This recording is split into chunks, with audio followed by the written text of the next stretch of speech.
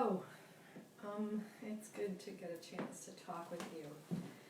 These last few weeks have been intense, huh? Just really scary and stressful, I think, for probably everybody. There's been so much of the unknown, and we're always afraid of things that are unknown, right?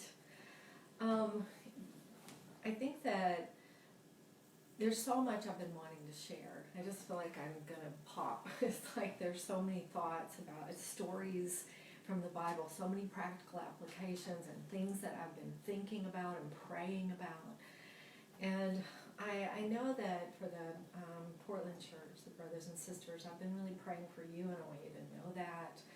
And I want you to know that I'm so amazed and happy with how the church has come together, but stayed away from each other and really participated in the social distancing in a good way, in a great way. But one of the things I just wanted to share tonight is a story about Jesus. And, you know, we love Jesus. He's amazing. And to be Christian means that we are following him. We're trying to know him and be closer to him all the time. But I know that what we love is we get to know God through Jesus. And he's really the hero of every story in the Bible. God is the hero. And we see Jesus as God in this story in a very powerful way. But it's about somebody that was facing, I think, a lot of difficult things. And there's just a few verses, but I want to start by reading them. So Mark chapter 5, and in the middle of verse 24, it says, "A large crowd followed and pressed around Jesus, and a woman was there who had been subject to bleeding for 12 years, had been hemorrhaging for 12 years. She had suffered a great deal under the care of many doctors and spent all the money she had. Yet instead of getting better, she grew worse. When she heard about Jesus, she came up behind him in the crowd and touched his cloak, because she thought, if I touch his clothes, I will be healed. Immediately, her bleeding stopped, and she felt in her body that she was freed from suffering." I want to stop right there for a minute and just sort of look at this woman and the situation that she's in. You know, the Bible gives us enough to paint a picture. And there's a large crowd pressing around Jesus. And he's on his way somewhere really important. There's a little girl that's dying. And so this is a matter of life and death. It's like he's on his way somewhere that he needs to go. And yet, when people are pressing around him, this is what happens. But it describes this woman, and that's what I want to go into for a minute. You know, it says that she had suffered a great deal, and I think that there's a lot of suffering right now. And you maybe feel like watching the news is suffering, but I think it is anxiety causing for sure. But so many people that we're seeing on the news and reading about are really suffering and losing loved ones and truly suffering from a lot. And for her to have this issue of blood and be a Jewish woman, it means that she was living in isolation, that she was unclean, and so she wasn't really allowed to socialize. She wasn't allowed to be near the people. And so with that came a tremendous amount of loneliness. I mean, this is 12 years of it. And so I think that some of us today are probably feeling that. You know, maybe at first you thought, oh, it would be great to spend a few days working from home or having the kids or whatever. But now maybe you're already getting to the point, and we may be just getting started, But maybe you're already getting to the point where you feel like this is a lot. I'm lonely. I really need more people around me. And I know that isolation is something that's dangerous, is the truth. It's like we all need good friendships. I mean, Jesus knew that. He taught us how to have good relationships, how to be close to people and be real and honest with people. And so, especially as disciples of Jesus, we're used to those relationships and being kind of surrounded by people a lot. And so, being separated is really hard. It's harder than I think any of us realized it would be. And I think this woman felt that. It's like she felt an isolation and a loneliness, a separation, which a lot of us may be feeling. But also it says that, she really had gone to doctors for 12 years. So much so that she had spent all of her money. And so there's two things in there. It's like, how I know what it's like to be sick and not know what it is, or to have a sick child and not know what it is. And you hear about a doctor and you go, and you put everything they said into practice, and then it doesn't work. And so your hopes are dashed. But you hear about another specialist or another treatment, and you go and you try again. You get your hopes up and you go for it and you do whatever they ask, and then it doesn't work. And it's hard to keep doing that, to get your hopes up every time and to keep getting your hopes dashed. And so I think that with that, we have to be careful to not look at this woman and just read the words and not really feel with her what she was feeling. This idea of maybe it's going to be not as bad as we thought. And I think about this pandemic, it's like when we started, it was like, okay, we'll probably need to stay home a couple of weeks, but we'll press that curve down and we're going to be fine. And then it just kind of got more and more serious. And I think that we tend to, maybe get our hopes up and then get them dashed when we watch the news, or maybe it's just outside of this pandemic. It's just in our lives. We can understand that. And I know that also she spent all the money that she had. And right now, I think a lot of people are worried, not primarily about money, but about surviving this financially. I know that we've got a lot of young people that their jobs were just canceled. It's like they just don't have any jobs anymore. They're not sure if they can pay their rent. They're not sure how they're going to feed themselves. We've got families that are not sure about paying their rent or their mortgage. So many people being laid off, and so many people that I've talked to that do have jobs that are just so grateful that they're still able to work. Some are working from home, and some are in better circumstances. But I think that this woman, there's a lot of fear in having this kind of illness in this kind of society for 12 years and spending all of her money. She had a lot of fears, I'm sure. She had a lot of troubles, a lot of really difficult things going on in her world. And, as we go through, it's like it says that instead of getting better, she grew worse. Now, how discouraging is that? If you're going through something like this for 12 years, and some of you have gone through it a lot longer than that, I know, but it's hard to imagine that she didn't have some really depressed times, some anxiety-filling times, some real hard struggles. And so I think that we can relate to her. And yet, it says when she heard about Jesus, I would love to know what it was she heard about Jesus. Wouldn't you? That made her decide that she was going to try again, that she was going to get her hopes up and make this move of faith.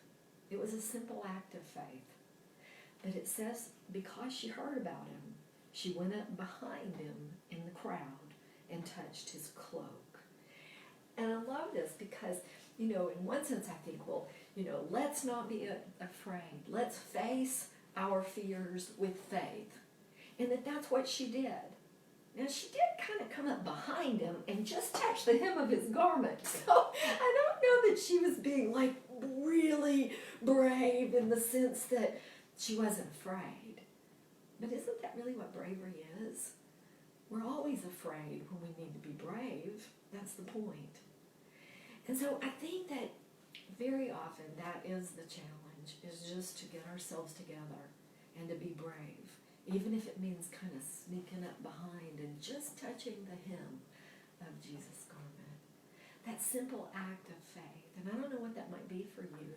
I don't know during this time. Maybe we need to figure out what that is. But I know that she trusted in Jesus, and look what happened. In fact, her bleeding stopped immediately. I mean, right away. She could feel it, and she was free from her suffering.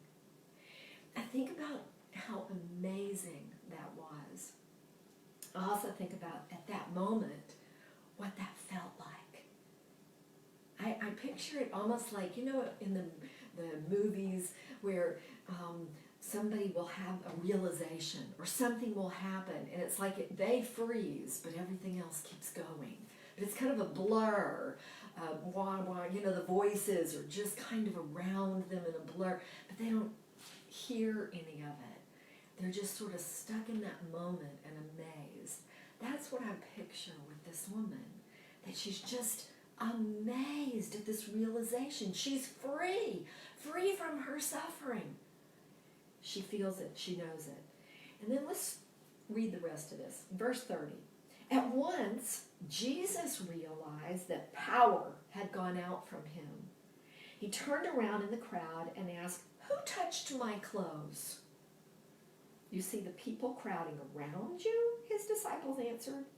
"And yet you can ask, 'Who touched me?'" I love how they just are annoyed with him. I mean, it's like they're just so real and so honest, and yet they were used to him. I don't think they were afraid to say how they really felt with him, and that's something we should learn about God as well through Jesus. But I love how they say, the people are, you see these people, that everybody's touching you. How can you ask this?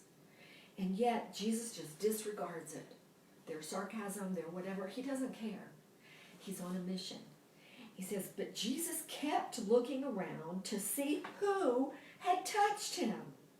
Then the woman, knowing what had happened to her, came. And she fell at his feet, and she was trembling with fear. And she told him the whole truth. And he said to her, "Daughter, your faith has healed you. Go in peace and be freed from your suffering." I think that this is really incredible. Jesus kept looking for her. And she had a choice to make, right? She got what she came for. She was healed. She was free from her suffering. She could have just kind of, slinked away and that been it. She was anonymous. She could have just left. But she stayed. She stayed to talk to him. She stayed maybe for a relationship. And Jesus, he was in a hurry. There was a little girl dying. So he could have just felt the power go out from him and think, okay, well, someone got healed. That's wonderful. And now I'll just hurry on to where I was headed. But his work wasn't done. So he looks for her. And they all know he's looking. And I sort of picture the crowd around him. And then as he turns around and starts saying, "Who touched me?" You can imagine maybe a little circle around him. And everybody's like looking at each other. Well, who touched? Everybody touched him. I think I might have. I mean, they were probably sort of marveling that he's looking for somebody. And then she comes. It says, knowing what had happened to her. See, in her heart, she knew. In her body, she knew what had happened. And there was a part of her that was probably so grateful. But you know what it says? It says she fell at his feet, trembling with fear. So she's terrified. Now my guess is she was afraid to even go into that crowd because she's unclean and really not supposed to be there. She was probably afraid to find the Jesus she had heard about and then to touch him. That was probably terrifying to her too. But now he's looking for her in front of all these people, and I'm sure everybody's looking around to see who it is that he's looking for. So how terrifying is that to present yourself as, I'm the one. I'm the one that touched you. I hope that was okay. You can almost imagine all the fear, all the things she's feeling. Like she'd maybe taken something that wasn't hers even. We don't know all the fears, but we know the facts. This could have been a rough situation. She could have been in big trouble for being there and for touching him, being unclean as she was. But instead, she tells him the whole truth. And isn't there a lot to that? You know, Jesus knows the whole truth, but we need to tell it. There's something that is freeing inside us when we empty our hearts and tell him everything. You know, to really unburden ourselves and to know that he cares and that he listens to everything that we're feeling and thinking. He listens to the fear and he listens to the facts. But then, look what happens. Jesus says to her, in front of all these people, in front of the people that are traveling with him, he says, daughter. That word, daughter, that word in that culture, he claimed her. You're with me. You're mine. You belong. You're a daughter of Abraham. It's after you have been isolated for so long, after you've been rejected and had to say over and over that you're unclean and to stay away from people and to have your heart broken over and over with the doctors and the money and the just, it's a heartbreaking thing she'd been through for 12 years. And yet, he calls her daughter. You know, the reason I believe there's a very good chance that she needed more than just healing physically. Now, she needed that. She needed that physical healing in this situation, and she got it. She received it.